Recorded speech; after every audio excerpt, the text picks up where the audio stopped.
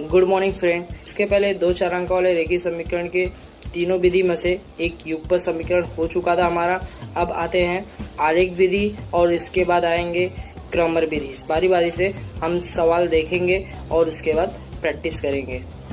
मैं वीडियो को बड़ा नहीं बनाऊंगा क्योंकि ये स्टडी वाले वीडियो होते हैं तो ये ज़्यादा लेंदी होते हैं, तो लोगों को देखने में बहुत ही बोरिंग होते हैं, बोरिंग लगते भी हैं और मुझे खुद बोरिंग लगता है। इसलिए मैं इसे छोटा छोटा करके एक एक कंसेप्ट इसमें बताते जाऊंगा। तो आइए देखते हैं। आलेख विधि के ये समीकरण यहाँ पे दिए गए हैं और ऐसे ही समीकरण युगपत समीकरण के भी दिखते हैं और क्रमर विधि के भी दिखते हैं। उसी तरह सेम वो समीकरण दिखते हैं, लेकिन करने का तरीका अलग होता है।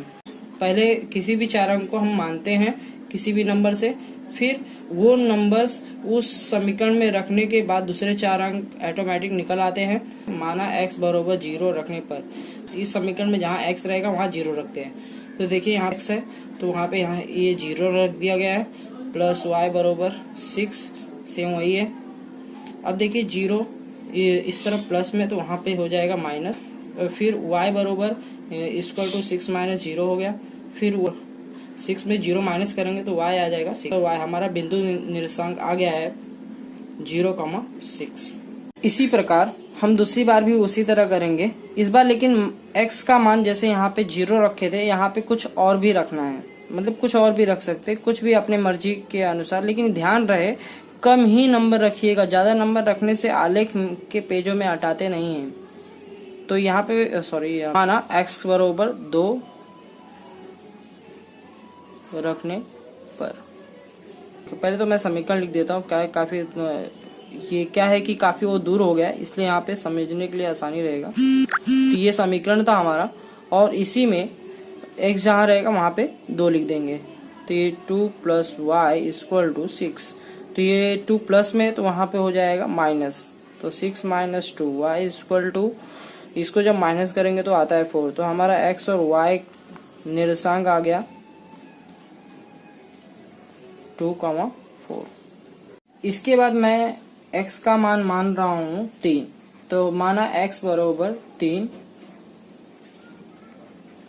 रखने पर, तो फिर हमारा समीकरण था x plus y equal to 6। तो जहाँ x है वहाँ 3 रखेंगे, 3 प्लस वाई इक्वल टू 6।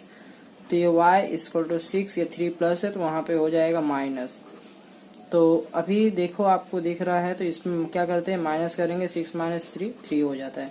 तो हमारा इसका x और y आ गया है 3,3। अब इसके बाद हम लोग कुछ और मान देते हैं चौथी बार में। माना x बराबर 4 रखने पर, समीकरण पहले लिख देना है x plus y equal to 6 और जहां जहां x रहेगा जिस तरह से मैंने बताया था, x जहां रहेगा वहां पे वो 4 रख देंगे। 4 plus y equal to 6, 4 plus में तो वहां पे हो जाएगा minus, 6 minus 4 y equal to, इसमें से इसको माइनस करेंगे तो आएगा हमारा 2। तो x और y का वैल्यू आ गया 4 और 2 आ गया। तो इस तरह से मैं 4 बार कर दिया हूँ। अभी दूसरे समीकरण का भी 4 बार करेंगे सॉल्व। तो समीकरण 2 के भी 4 क्रम युग्म निकालेंगे, यानी कि बिंदुओं के निर्देशांक ज्ञात करेंगे। और पहला देखिए हम माना x बराबर यहाँ पे 5 मानते हैं। हम लोग को ये नंबर ना जो हो वो कम से कम आए तो हमारे लिए ज्यादा अच्छा रहता है, नहीं तो फिर बड़ा आए तो ग्राफ में अटता नहीं है। तो x बराबर 5 रखने पर, तो इसका समीकरण है x minus y equal to 4। तो जहां जहां x है वहां पे 5 रखना है। तो x का value 5 minus y equal to 4। तो ये माइनस y है तो यहाँ पे वैसे ही रख दो, ये प्लस है तो वहां जाके क्या होगा माइनस होगा। तो ये देखिए ये 4, ये प्लस है तो यहाँ जाके माइनस हो जाता है, ठीक है। तो माइनस वाई इक्वल टू ये देखिए +4 है और ये -5 है, तो ये दोनों प्लस और माइनस होता है माइनस, तो 5 में 4 घटा माइनस करेंगे, यानी कि 5 में 4 घटाएंगे तो आता है 1, लेकिन देखो 5 बड़ा है तो इसका चिन्ह आएगा माइनस का। तो अभी देखो ये माइनस और माइनस क्या हो जाता है, कट जाता है, तो y = 1 आता है। इसके बाद हम x और y लिख देते हैं एक साथ में। x है हमारा 5 और y है 1। अब इसी तरह दूसरी बार माना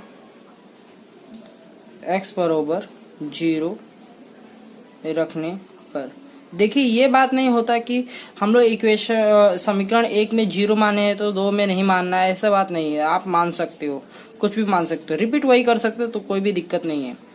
तो x - y = 4, तो जहाँ x है वहाँ 0 करेंगे, 0 y - 4, तो -y = 4, यहाँ -0 होगा, तो -y = इसको करेंगे तो होता है 4 में -0 करेंगे तो आता है 4।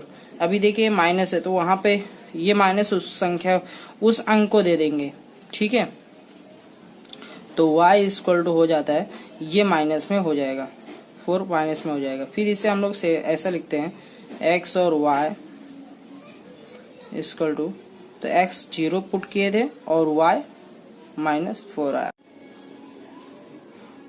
फिर इसके बाद जब हमारे चारों के चारों क्रमित युग्म में निकल जाते हैं, यानी कि बिंदुओं के निर्देशांक निकल जाते हैं, फिर हमें इस तरह से बॉक्स बनाकर हम इसके बॉक्स को फिल करते हैं। और ये बॉक्स किस तरह से बनता है, देखिए इसकी जो एक रो होते हैं x के और एक होते हैं y के, और जो तीसरा होता है वो दोनों का होता है। ऐसे फिल करते, मैं यहाँ पे फिल कर देता हूँ। देखिए हम लोग पहले 0 जब रखे थे, उस 0 रखने के बाद y का वैल्यू आया था हमारा 6, तो यहाँ x पहले लिखना है, फिर उसके बाद y लिखना है।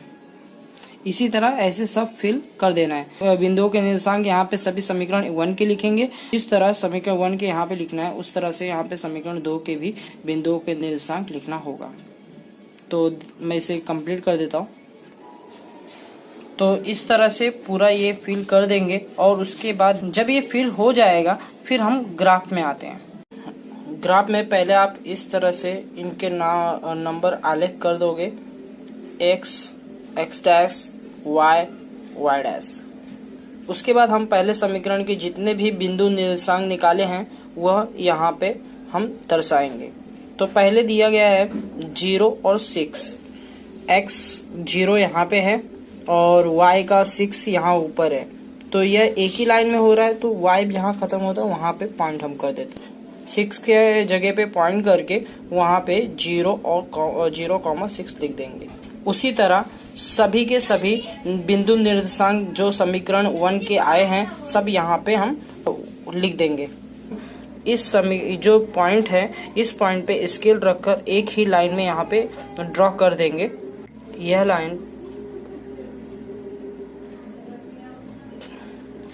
लाइन पहले समीकरण का है।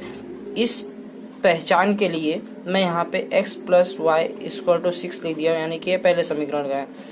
अब ये जो लाइन है इस पॉइंट के आधार पर ही इसे खींचना होगा, यानी इसी तरह मैं सेकंड समीकरण का भी इसी तरह लाइन ड्रॉ करूंगा। यहाँ पे मैंने पॉइंट डाल दिया है, 5,1 है, 4,0, 1,-3, 0,-4। इस तरह से सेकंड इक्वेशन का भी मैंने यहाँ पे बिंदु निर्देशांक लिख दिया हूँ। अब इसे स्केल की सहायता से इस पॉइंट को मैं लाइन कर दूंगा। ये देखिए मैंने सेकंड इक्वेशन का भी ये लाइन ड्रॉ कर दिया हूँ, और सेकंड इक्वेशन का लाइन है, इसके पहचान के तौर पे यहाँ पे समीकरण भी लिख दिया हूँ। तो अब यहाँ पे क्या देखना है, ये जो लाइन है ग्राफ का ये कहाँ पे इंटरसेक्ट हो रहा है। तो जहाँ पे ये इंटरसेक्ट हो रहा होगा उसी बिंदु निर्देशांक को ही समीकरण का हल कहेंगे। तो देखिए यहाँ पे इंटरसेक्ट हो रहा है, इस पॉइंट में आ रहा है, x पे 5 है और y पे 1 है, यानी कि ये 5,1 जो है ये आलेख विधि से किया गया समीकरण का हल है। फ्रेंड्स, आलेख विधि के सारे सम इसी तरह करना है कि इसमें कोई भी अलगाव नहीं होते हैं। तो कृपया आप इसे प्रैक्टिस करें और उसके बाद प्रॉब्लम को सॉल्व करते रहिए। दो रेखीय वाले समीकरण में किसी भी सम को लेके दिक्कत हो तो प्लीज कमेंट बॉक्स में लिख के जरूर बताइएगा। वीडियो कैसी बने हो वो प्लीज कमेंट बॉक्स में लिख के जरूर बताइए। अच्छा है या बुरा ये जरूर बताइए। जय हिंद।